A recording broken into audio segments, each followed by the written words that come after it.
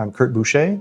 I'm a local resident here of Springville. I've lived here 16 years. I'm currently on the Parks, Arts, and Recreation Board, but I started on the Active Transportation Master Plan Committee as well. I'm Josh Yost. I'm also a Springville resident, and I'm the Community Development Director, and been in that position since 2019. So I'm Mike Snelson. I'm currently on the City Council, a member of the City Council. I've been there for 6.5 years. So initially, this whole plan started with a resident in town coming to me as a city council member, knowing that I was a cyclist myself. Once we had a group of citizens who were really committed to the process, we just got together, went out and did a lot of outreach to the community on our own. We set up a booth at the farmers market, did a little canvassing around the community to try and get as much public input as possible. And what we found was that because we didn't work for the city, but we were just concerned citizens, and when there was a lot more input from the citizens than we expected.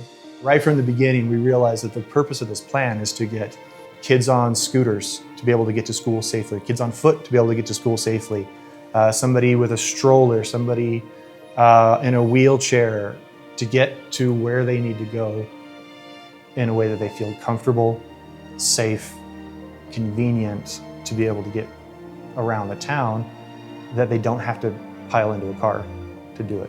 The mantra was kind of, let's shoot for the moon, and then as the council takes a look at this, as staff takes a look at it, we'll pare it down where it needs to be to fit what we already have and how we can expand that. And I think Josh can probably speak more toward that subject than Kurt and I can, but the committee was tasked with building a big plan. It really started for us with identifying the corridors that were most in need of improved infrastructure based on analyzing where trips are most likely to occur, what would be the right type of active transportation facility to put there. And that's really what we did through the plan.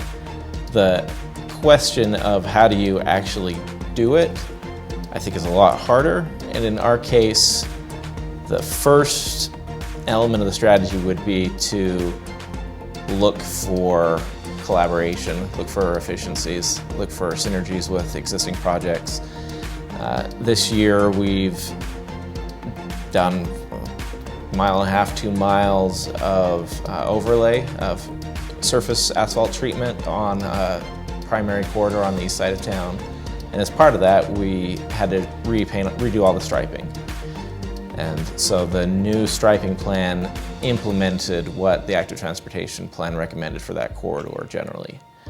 Getting it from a recommendation to actual engineer drawings on the ground is difficult and really requires involving a lot of stakeholders both within the city and within the city government and citizens.